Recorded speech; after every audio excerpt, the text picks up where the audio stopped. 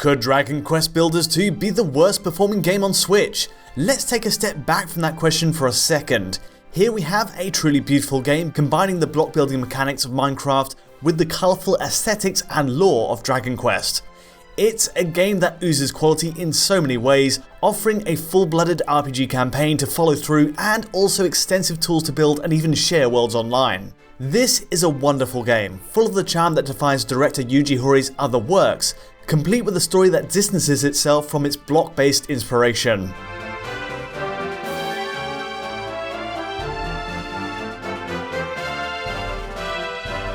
The anime style is a focus and it's propelled by its beautiful water shaders and caustic effects from the start. We get proper real-time shadows cast by its characters as the sun travels its arc from dawn to dusk. Atmospheric cloud scattering features too, plus we have god rays streaking past cliffs at sundown. Not to mention the material work is built to blend naturally with that lighting. Even as rudimentary blocks, every object has a brilliant glow, and especially in user-made worlds, it can create one of the prettiest images to feature on console.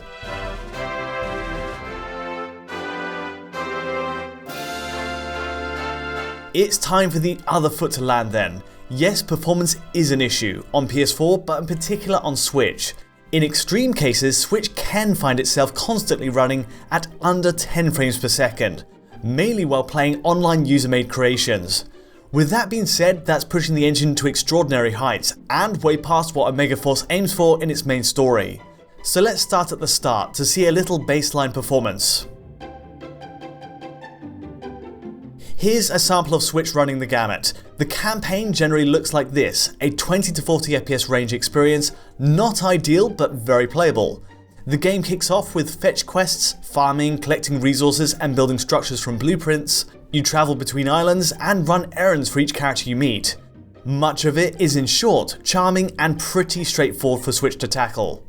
Crucially, it veers away from too many plummets in frame rate, at least much further below 25 FPS. If you focus just on this part, you're set for a reasonably smooth ride. Switch does well here, VSync is engaged, though the downside is there's really no frame rate cap at all, leaving it to wander up and down the graph as it pleases. It's a hangover from the PS4 version, which does target and hold 60 FPS in campaign. For Switch, it's far more variable, and ideally that frame rate should have been capped to 30. Of course, Dragon Quest Builders 2 has much more to show in the tools it offers the players though. The campaign revolves around open fields, where built-up cities aren't usual, at least in the first half. The other major part of the package is creating and sharing your worlds online though, and this is where the problem lies. Focusing again on Switch docked, let's dive into the most popular islands out there. You've got to applaud the commitment that goes into these. Giant castles and candy-themed cities are just the tip of the iceberg. Every day the board updates with a new set of top user-made levels. With a simple click of the right stick, you download a level and gawk at someone else's wild invention. Easily, this is the most exciting part of the game for me. The Switch hardware itself though, just isn't up to the task for a majority of the ones I've tested, and that frame rate slouches to some of the lowest points I've ever seen the hardware go to. Under 20 FPS? Yes. Under 10 FPS? Also very possible depending on the map. Here's the most extreme example. The lowest recorded average I've seen is 7 frames per second in this town centre, basically rendering a gorgeous slideshow. The design is incredible from what you can make out of it in motion. Dense with flower arrangements, glass windows and opaque water blocks on the fountain, it's overload for the system. It's also far beyond what the developer itself includes in the main story. All of that combines to hammer the Switch to its lowest sustained frame rate I've seen on console in many years, and moving to the first person view only makes the stuttering stick out all the more. As a way to benchmark Switch, it's remarkable. Putting the frame rate at the mercy of user-made creations isn't a new phenomenon. Minecraft has blazed that trail already. What's surprising in this case is there's no limits at an engine level to avoid a calamity in performance. There's no way to adjust the in-game settings for level of detail, which is a problem. Every block is rendered far into the distance without much cutback. Save for a distant fog, Switch's limits aren't catered for, and with the density built up as it is, no wonder we're hitting such lows. This is Switch in docked play. A side-by-side test with its portable mode shows little improvement though.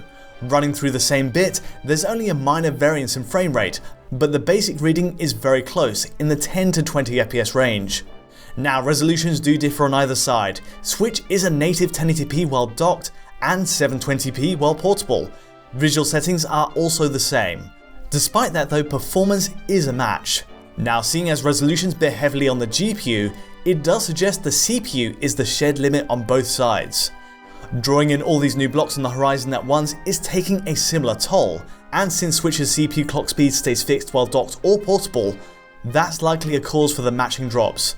In other words, the resolution is probably not the problem, world density is. For perspective, it's worth taking a glance at the best case on console. PS4 Pro runs the game at a near faultless 60 FPS during the main story. There are a few drops into the 50s from time to time, but honestly, it's a breath of fresh air after Switch's output on the user levels. The turnout is very solid then. Looking at the custom levels though, it seems even the Pro has some difficulties. In that case, it will start to tumble down to around the 30 FPS line, all of which goes to show the mountain Switch had to climb on a mobile chipset. Unfortunately, there isn't an overlap, as far as I can see anyway, between the levels hosted on the PS4 and Switch servers, but it does give a general impression of how performance holds. In the worst case, PS4 Pro does have a similar crisis to Switch, though not to the same extent. The high teens is where it can drop to, around 17 FPS. The complexity of these levels isn't wildly different to those on Switch, but clearly it's a powerful workout for the system. Arguably, this would go down as one of the most strenuous games to hit PS4 Pro as well. So, how is this happening? Well, 2 years into the Switch's life, the console has been pushed to incredible results. We have proper ports of games like Rocket League and Mortal Kombat 11 on there, and all credit to it. It shows you can have a home console level experience, at least mechanically, with the right compromises in its visuals. Native resolutions are pruned back, ambient occlusion dropped, and texture quality is lowered, but the framework is still in place for a 60 FPS experience. What's going on with Dragon Quest Builders 2 then? Well, it appears to be too faithful to the PS4 edition in its settings. Switch offers almost the entirety of the visual feature set used on PS4 and PS4 Pro, with little in the way of cutbacks. Surprise, surprise, without factoring in the huge difference in power spec between them, that causes big issues on Switch. A visual comparison bears this one out pretty well. Here we have the full game running on version 1.61, Switch on left and PS4 Pro on right. Sony's enhanced machine gives the best way to play it now, since there's no Xbox One X or PC release to top it in GPU spec. The curious thing is though, PS4 Pro offers nothing in the way of 4K support and renders a native 1920 by 1080 image no matter what. That's the same result as base PS4. 1080p either side, and it's the same as Switch while docked of course. Two things are happening here. It's the case of Pro being underutilized in its pursuit of 4K support, meanwhile Switch is perhaps punching above its weight at 1080p. Each platform layers on a form of post-process anti-aliasing, but image quality wise, it's an absolute perfect match. There are a handful of differences. Firstly, shadow draw and small objects like rocks and trees are rendered much further away on Pro. It means you get a little more density with these slow panning shots from above, but in practice I genuinely didn't notice it in play. There's also high quality, sharper shadows on PS4 and Pro, while Switch has a softer, more diffused look. Again, it never sticks out as a negative while playing on Switch, and the game's visuals are ostensibly a match. The real heart of the issue is in the draw distance. Check out these panning shots. Pro and Switch each render out far into the distance, and cutbacks in draw aren't visible on Nintendo's handheld. Minecraft on Switch worked around this nicely by simply fading in blocks closer to the camera, avoiding the number of draw calls on the CPU.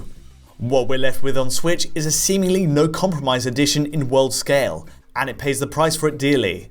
Small tweaks in shadows and object visibility don't cut it. It does need more to help it along. Dragon Quest Builders 2 is honestly a fascinating piece of software. It's rare developers give us the tools to push a console this hard.